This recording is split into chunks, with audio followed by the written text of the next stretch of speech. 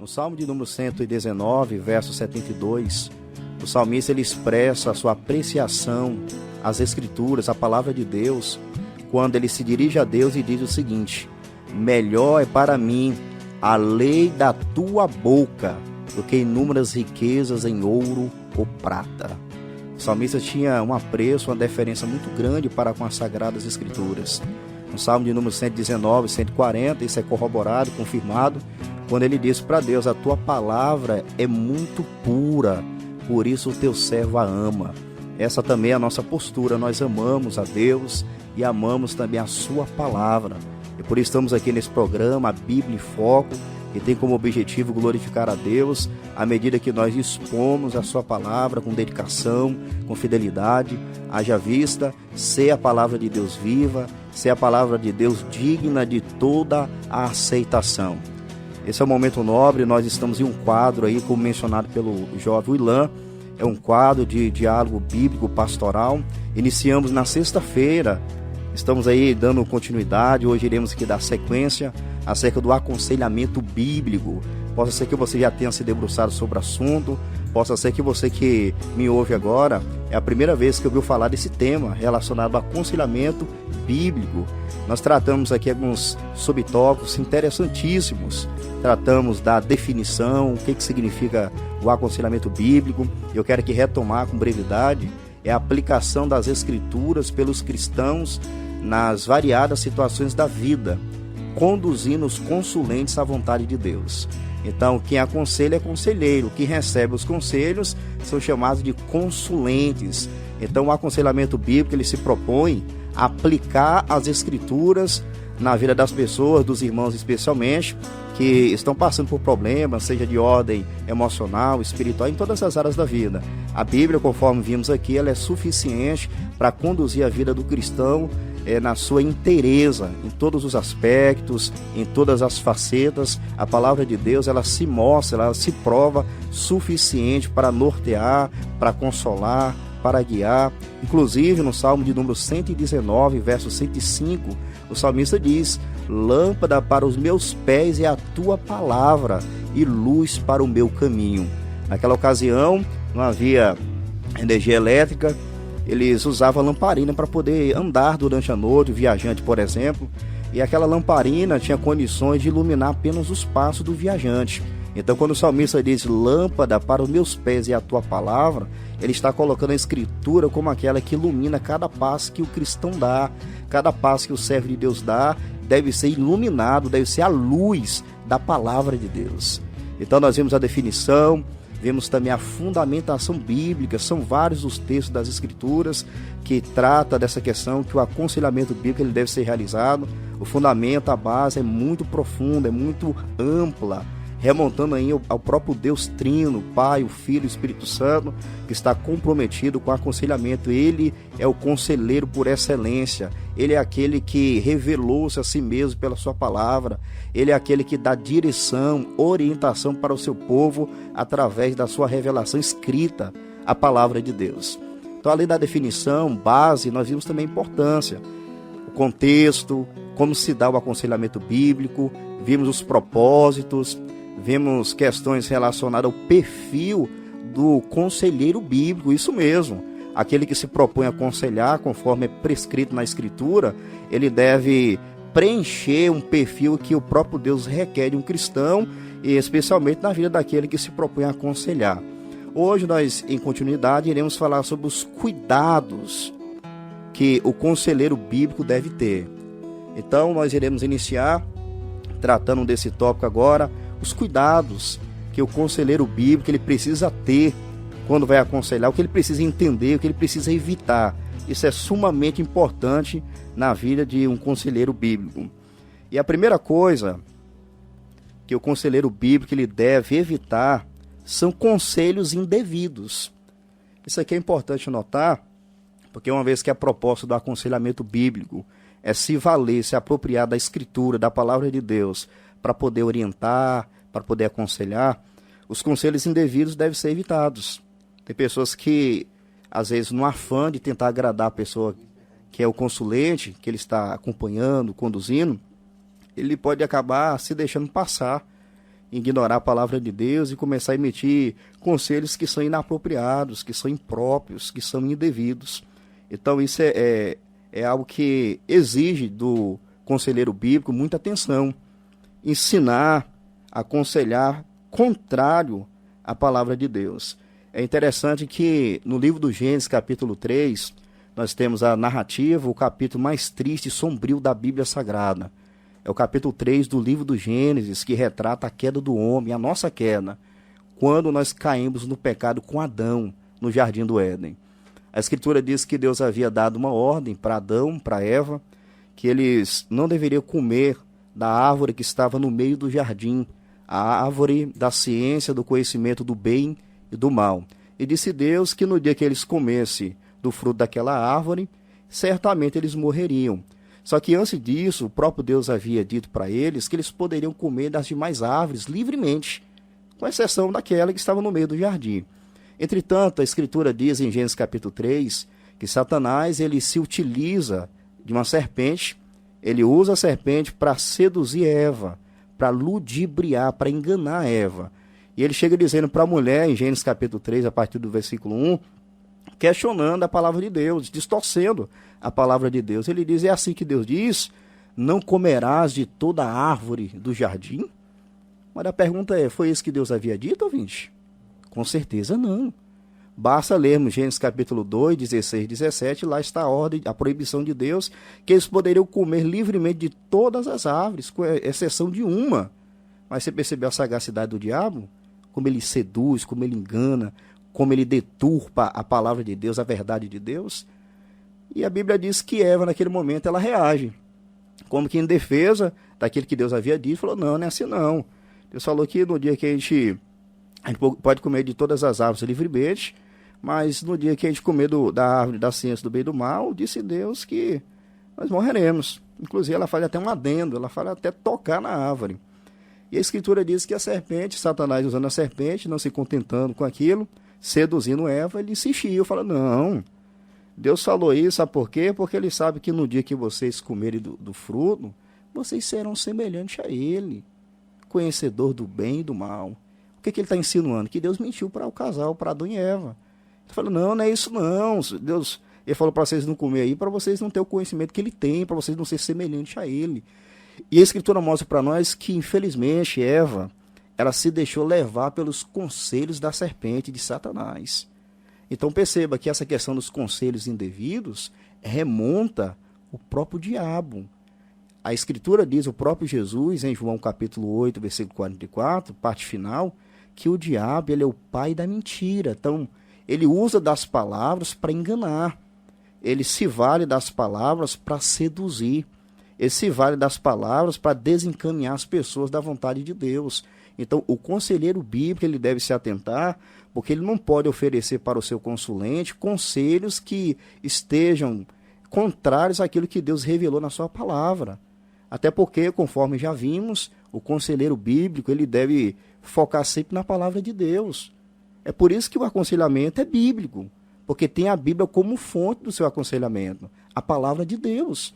No Salmo de número 119, verso de número 24, o salmista diz, também os teus testemunhos são o meu prazer e os meus conselheiros. Ou seja, é da Escritura que o conselheiro bíblico vai tirar aquele que Deus revelou na sua palavra acerca de determinado assunto, determinado tema. Às vezes a pessoa pode estar sofrendo com depressão ou um quadro depressivo. Como que um conselheiro bíblico pode oferecer ajuda para essa pessoa? Então ele vai recorrer às Escrituras, à autoridade da palavra de Deus para poder aconselhar. Ele não pode emitir conselhos indevidos, distorcidos, porque isso remonta ao próprio Satanás. Pastor Arlan, o que poderia ser dito a mais acerca disso? Pastor Arlen, graça e paz, boa noite, caro ouvinte, uma satisfação imensa estarmos aqui nessa emissora de rádio FM Vida 104,9. Você está ouvindo o programa A Bíblia em Foco e nós estamos aí nesse quadro que nós inauguramos na sexta-feira, Diálogo Bíblico Pastoral. Eu, juntamente com o pastor Arlen, temos conversado biblicamente acerca de um tema tão caríssimo, um tema bíblico, essencial, prático, acerca do aconselhamento bíblico. Como eu já disse outras vezes, pastor Arlen, esse tema nunca se fez tão necessário como nos dias atuais. E focando aqui nesse tópico, cuidados do conselheiro, o conselheiro deve ter cuidado para não emitir conselhos indevidos e inapropriados. E segundo a Bíblia, no Antigo Testamento, o Senhor fez bem ventilar na sexta-feira, apresentando para nós o embasamento, a fundamentação bíblica para o aconselhamento. E o Senhor mencionou que os reis no Antigo Testamento, eles tinham conselheiros. Por exemplo, em 2 Samuel, capítulo 15, versículo 12, 31, 34, 2 Samuel 16, 15, 1 de Crônicas 27, 33. Então, os reis no Antigo Testamento se valiam de conselheiros. E quando Salomão, ele pecou contra Deus, e Deus falou que iria rachar o reino de Israel, que até então era unido, o reino unido, Deus falou que por amor a Davi não faria nos dias de Salomão. Mas o filho de Salomão, Roboão, quando ele assumiu o reinado, ele foi se aconselhar.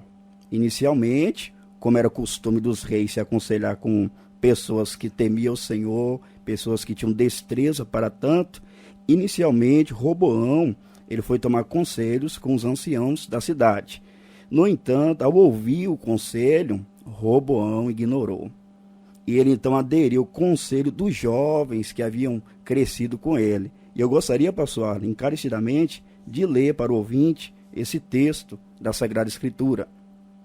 1 de Reis, capítulo 12, versículos 6 ao 11, lemos assim: E teve o rei Roboão conselho com os anciãos que estavam na presença de Salomão seu pai, quando este ainda vivia, dizendo: Como aconselhais vós que se responda a este povo?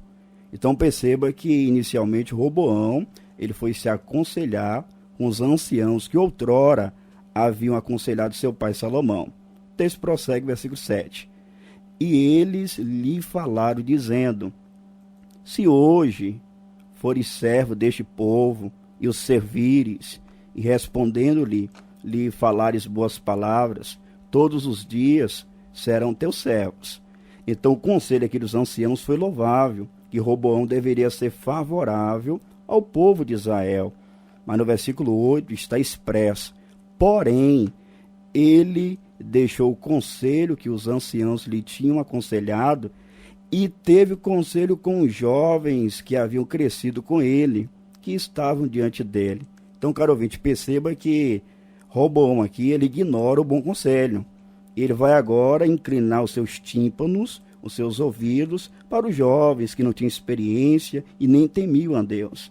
E o que eles falaram para Roboão? Versículo 9.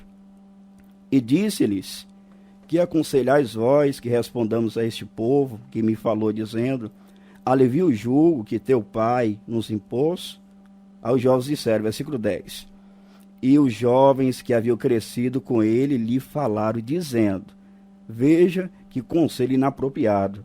Assim falarás a este povo que te falou, dizendo: Teu pai fez pesadíssimo o nosso jugo, mas tu o alivia de sobre nós. Assim lhe falarás: Meu dedo mínimo é mais grosso do que os lombos de meu pai. Ou seja, os jovens disseram: Roboão, você vai dizer o seguinte para o povo: olha, que o seu dedo mínimo, mais fino, é mais grosso do que os lombos, isto é, do que a cintura do seu pai. Então veja que conselho indevido, inapropriado. Versículo 11 ainda lemos: Assim que se meu pai vos carregou de um jugo pesado, ainda eu aumentarei o vosso jugo. Meu pai vos castigou com açoites, porém eu vos castigarei com escorpiões, ou seja, com chicotes pontiagudos. Então Roboão, lamentavelmente, pastor, seguiu esse indevido conselho e sofreu os danos da agonia.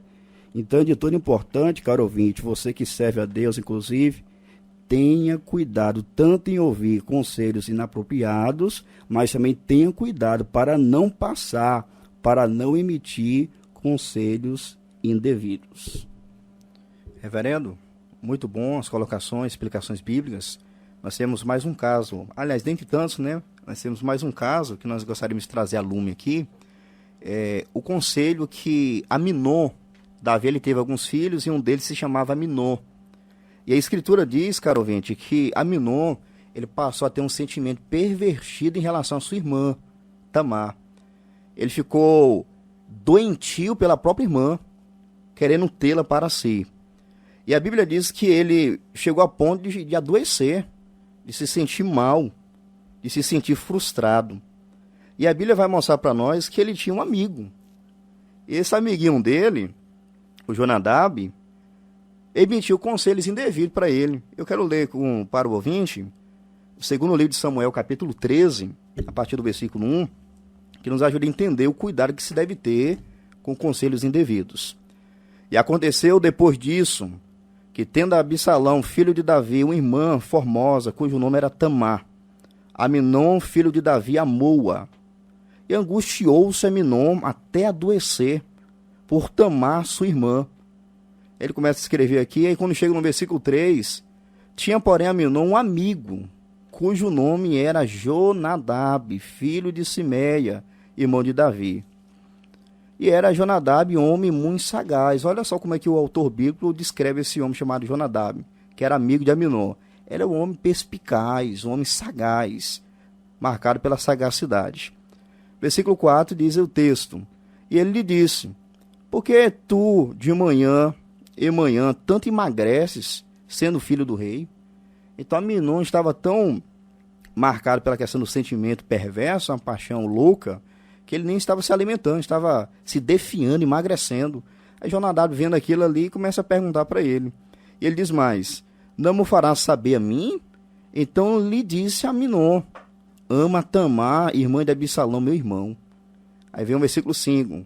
E Jonadab lhe disse: deita-te na tua cama e finge-te doente. E quando teu pai te vier visitar, diz-lhe: peço-te que minha irmã Tamar venha e me dê de comer pão, e prepara a comida diante dos meus olhos, para que eu a veja e coma da sua mão. Então aqui Jonadab, de forma muito pervertida também, ele dá um mau conselho para Aminon. Como Aminon estava nutrindo aquele sentimento ruim, malévolo, ele dá ideias, emite conselhos terríveis, medonhos e hediondos para aquele homem chamado Aminon. E sabe o que ele faz, Aminon? Aderiu o conselho do seu colega Jonadab. Eu quero chamar a atenção do ouvinte, baseado nesse texto, como é necessário termos cuidado com maus conselhos. Nós já ventilamos aqui que muitas pessoas, famílias, casamentos, pessoas que estão com a vida arruinada hoje, porque lá atrás eles ouviram maus conselhos. Verdade. Então, mestre, esse texto aqui nos mostra, reforça isso que a gente está mostrando aqui para os ouvintes, para cada ouvinte, que deve-se ter muito cuidado. Verdade. A Escritura vai dizer em Provérbio de número 13, verso 20, anda com sábios e será sábio, mas o companheiro do tolo será afligido.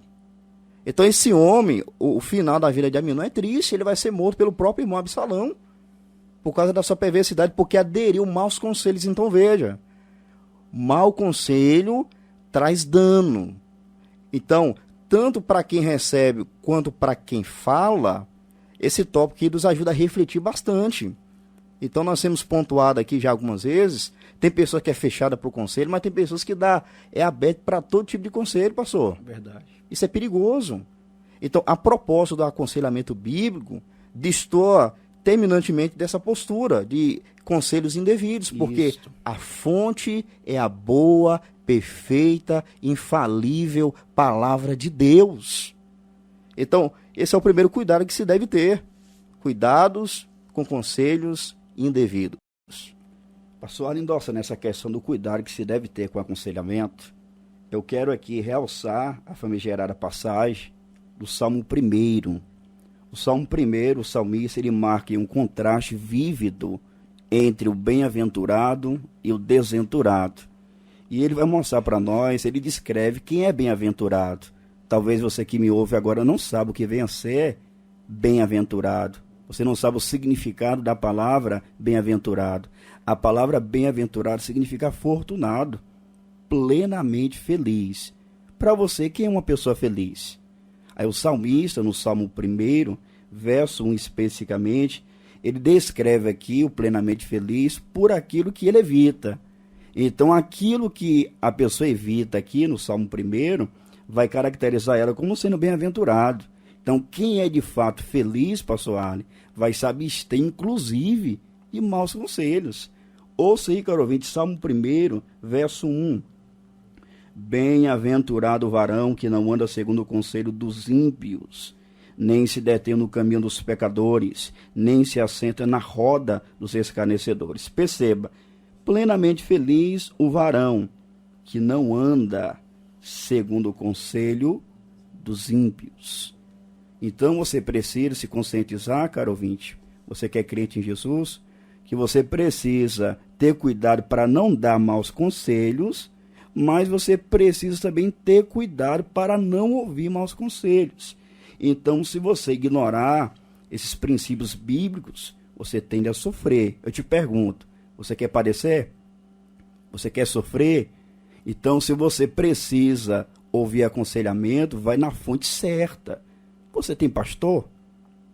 Procure o seu pastor bíblico, se aconselhe com ele. Procure irmãos consagrados, piedosos, que amam a Deus, a Bíblia, a igreja, se aconselhe com eles.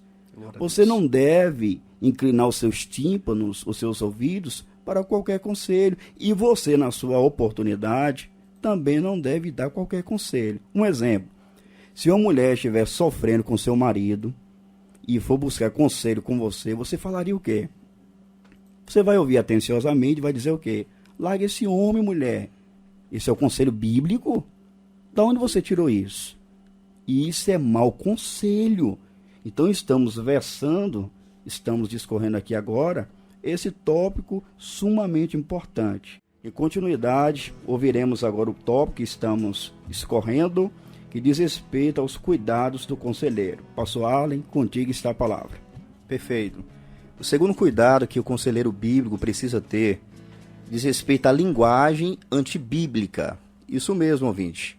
É um cuidado que o conselheiro cristão deve ter em se apropriar de uma linguagem que é antibíblica. Por exemplo, quero tentar exemplificar aqui para ficar claro.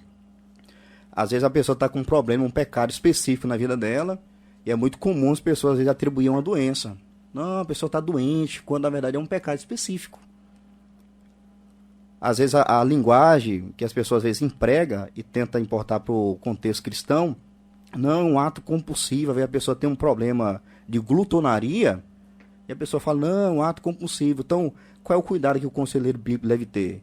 Ele acabar pegando essa linguagem que está fora do contexto da Escritura para atribuir problemas que a Bíblia trata de forma específica e objetiva. Então, por exemplo, a questão da glutonaria. A Bíblia fala que a glutonaria é obra da carne. Glutonaria, a pessoa ser glutão, né? Pessoa que gosta de comer um pouco mais. Você entendeu aí, né, ouvinte? Gálatas capítulo 5, o apóstolo Paulo ele vai descrever aqui as obras da carne que caracterizam aqueles que são naturais, que não conhecem a Deus, que não foram regenerados. E ele vai aqui arrolar uma lista exemplificativa dessas chamadas obras da carne. E ele diz o seguinte em Gálatas capítulo 5, a partir do versículo 19. Me ouça com atenção. Porque as obras da carne são manifestas, as quais são prostituição, impureza, lascívia, idolatria, feitiçarias, inimizades, porfias, emulações, iras, pelejas, dissensões, heresias, invejas, homicídios, bebedices, glutonarias e coisas semelhantes a esta, acerca das quais vos declaro, como já antes vos disse, que os que cometem tais coisas não herdarão o reino de Deus. Então perceba, às vezes a pessoa foca numa linguagem que não está na Bíblia e começa a falar, não, é um ato compulsivo e tal, a pessoa às vezes não quer. A gente sabe que a Bíblia, quando ela vai tratar dessa questão em especial, da glutonaria, você percebeu a linguagem bíblica? Está relacionada às obras da carne, glutonaria. E segundo Paulo aqui, obra da carne. Excelente, pastor. Inclusive, o senhor falando sobre essa questão que as pessoas ficam denominando o pecado de forma técnica, amenizando assim o que a Bíblia efetivamente diz sobre aquilo. Então a pessoa ela sofre com glutonaria, aí o conselheiro cristão ele começa a desconversar, desvirtuar o consulente, Na verdade, ele deveria, por exemplo, abrir sua Bíblia em Provérbios 23, 2 e falar assim, olha, e põe uma faca à tua garganta, se és homem glutão. Aqui Salomão está dizendo, colocar a faca à tua garganta não é literal. Ele está dizendo, corta com isso, pare com isso. Então, ao invés de ficar atenuando a realidade do pecado da glutonaria, não, isso aí na verdade é um ato compulsivo, não, isso é pecado de glutonaria, e Salomão diz, Provérbios 23, 2, e põe uma faca à tua garganta, se és homem glutão, pare com isso, corte isso, deixe de ser glutão. Excelente, mestre, excelente. Outra questão aqui que a gente poderia exemplificar é a questão do adultério. É muito comum as pessoas incorrerem pelo caminho da infidelidade e começar a tentar suavizar, usando subterfúgio, a linguagem para atenuar o problema, como que dizer, não, foi um deslize. Então, o conselheiro bíblico, ele tem que se valer da linguagem bíblica. Então, não é mero deslize, não. A Bíblia fala que é adultério. Então, o conselheiro bíblico, ele tem que dar consciência para ser consulente, aquele que Deus fala na sua palavra, como Deus enxerga determinado problema. Então, isso aqui é vital, mestre. É um cuidado que aqueles que recebem o conselho devem ter, os conselheiros. Só que hoje, infelizmente, as pessoas têm perdido o conhecimento, o zelo pelo conhecimento bíblico, e eles preferem pegar a palavra de fora, tentar impor o texto bíblico, que é o anacronismo, ao invés de pegar aquilo que Deus já revelou acerca de determinado assunto. Isso. Então, esse tópico aqui, uma vez entendido, ele deve ser aplicado. A nossa linguagem tem que ser bíblica. E é comum, como o senhor falou, pastor, as pessoas, por exemplo, caem nesse pecado de adultério, de infidelidade conjugal, e o conselheiro ele tem receio de confrontar a pessoa, ele procura minimizar, atenuar. Não, irmão, Deus sabe que foi um deslize seu. Não, na verdade, o conselheiro, como já ressaltamos ontem, ele precisa falar a verdade em amor, mas o pecado tem nome. Ele não deve ficar desconversando, desvirtuando, generalizando, não. Ele precisa ser específico. É necessária especificidade. Então, meu amigo, eu estou aqui para te ajudar, para te servir, mas você cometeu o adultério. Então, esse pecado tem nome e o conselheiro cristão não deve minimizar, não deve desconversar. Esse pecado tem nome e deve ser chamado pelo nome. Excelente, mestre. Então, além dos conselhos indevidos que devem ser evitados, é necessário também ter cuidado com a linguagem antibíblica. Mas tem um outro tópico aqui que a gente poderia inserir, mestre, que diz respeito a uma abordagem inapropriada. Sim. Deixa eu tentar exemplificar aqui. Então, a pessoa que aconselha, ela aconselha pessoas com diversos problemas. Inclusive, a definição que nós oferecemos aqui envolve justamente isso, é a aplicação das escrituras pelos cristãos nas variadas situações da vida. Então, na vida, há várias questões que a pessoa passa, às vezes é tristeza, às vezes é o ódio, às vezes é inveja, enfim, N problemas que a pessoa pode ter, e o conselheiro bíblico, ele precisa ter uma abordagem apropriada. Eu quero ler um texto da Escritura, inclusive pretendemos futuramente pregar esse texto aqui, é o texto de 1 Tessalonicenses, capítulo 5, versículo 14, um texto, inclusive, já mencionado aí durante esse quadro, mas que vem a calhar no momento. 1 Tessalonicenses, capítulo 5, versículo 14, o apóstolo Paulo escreveu dizendo: rogamo-vos também, irmãos, que admoesteis os desordeiros, consoleis os de pouco ânimo, sustenteis os fracos e sejais pacientes para com todos. Aqui, mestre, o apóstolo Paulo está apresentando irmãos na igreja que teriam problemas, pecados específicos, dificuldades específicas, e ele vai fazer aqui um rogo, ele vai fazer um apelo para que os irmãos, mostrando que o papel de aconselhamento não é privativo do pastor, rogamos também, irmãos, aí ele vai mostrar aqui problemas específicos e ele vai mostrar também a abordagem específica. Ele vai dizer o seguinte, que admoesteis os desordeiros, ou seja, se a pessoa é um desordeiro, a ideia aqui é de uma pessoa rebelde, um crente rebelde, ele tem essa dificuldade de se submeter. Qual é a abordagem que o conselheiro bíblico vai ter com ele? Aí Paulo diz que admoesteis os desordeiros. Aí ele vai para o segundo grupo. Consoleis os de pouco ânimo. Então aqui ele já muda, já a pessoa, é o outro problema aqui. É um outro cenário. Outro cenário. Então você tem um problema de uma pessoa que é desordeira e uma pessoa que é de pouco ânimo. que é alma curta, coração curto, pessoa que está desanimada. Como o conselheiro bíblico vai abordar uma pessoa que está com pouco ânimo? Aí Paulo dá aqui a orientação: consoleis. Ele continua: sustenteis os fracos.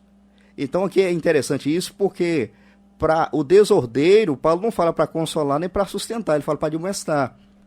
Para o que está de pouco ânimo, Paulo não fala para admoestar, Paulo fala para consolar.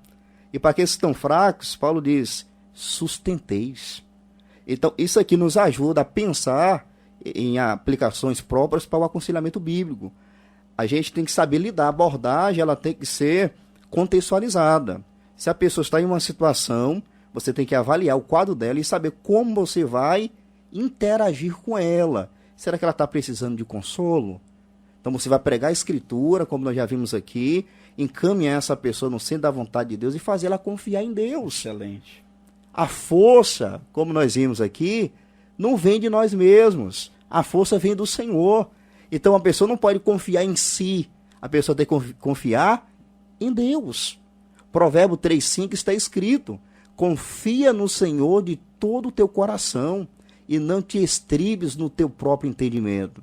Ou seja, a pessoa, o cristão, o servo de Deus, mesmo no sofrimento, ele deve confiar em Deus e não se apoiar no seu próprio entendimento. Então, isso aqui é muito importante, mestre. É um tópico também vital aí para aqueles que estão engajados no aconselhamento bíblico. Perfeito. Então, para finalizar esse tópico sobre os cuidados do conselheiro, nós temos aqui um outro conselho bíblico: não se deixe influenciar negativamente. Geralmente, pastor, as pessoas, por vezes, vão aconselhar uma pessoa que está faltosa, uma pessoa que está passando por um problema, e sai do aconselhamento afetado. Sim. Ele vai para ajudar e volta comprometido. Vamos tentar ilustrar isso aqui. Imagina a cena, caro ouvinte. O irmão está faltoso na igreja. A liderança procura dar assistência, mas ela colocou na cabeça que tem algumas coisas erradas, e quando vai colocar na balança não tem nada de errado, nada que implique a fé. Aí o conselheiro vai lá na casa dessa pessoa, dá assistência, mas a pessoa lá está revoltada. E quando o conselheiro vai, se ele não tiver cuidado, ele vai ser influenciado negativamente. Sim. Aí o consulente já falou o seguinte: olha, sabe que eu estou assim? O conselheiro: sim, pode falar. Não, porque lá na igreja, moço, tem muito problema. Aí começa a levantar os poréns, as dificuldades. Os questionamentos. Isso. Aí, de repente, no final das contas, aquele que foi levar paz, levar cura, instrução, é afetado negativamente. Então ele vai para ajudar e sai precisando de ajuda. Isso. Aí era uma pessoa só que precisava, agora é duas. Sim. E Paulo, em Gálatas capítulo 6, versículo 1, ele chama a nossa atenção para esse fato. Ele diz o seguinte, Gálatas capítulo 6, versículo 1. Irmãos, se algum homem chegar a ser surpreendido em alguma ofensa, vós que sois espirituais, encaminhai o tal com espírito de mansidão, ou seja, com a disposição gentil, olhando por ti mesmo, para que não sejas também tentado. Então a gente poderia ilustrar também de outra maneira. Tem pessoas que sofrem na área da imoralidade, e um cristão vai lá aconselhar, tecer aconselhamento, assistência, e a depender do que ele vai ouvir do consulente, ele pode ser terrivelmente afetado, pastor. Sim. Então é necessário um cuidado, o conselheiro deve se resguardar, deve se preparar bíblica, também emocionalmente, porque se ele não tiver cuidado, ele pode ser terrivelmente afetado.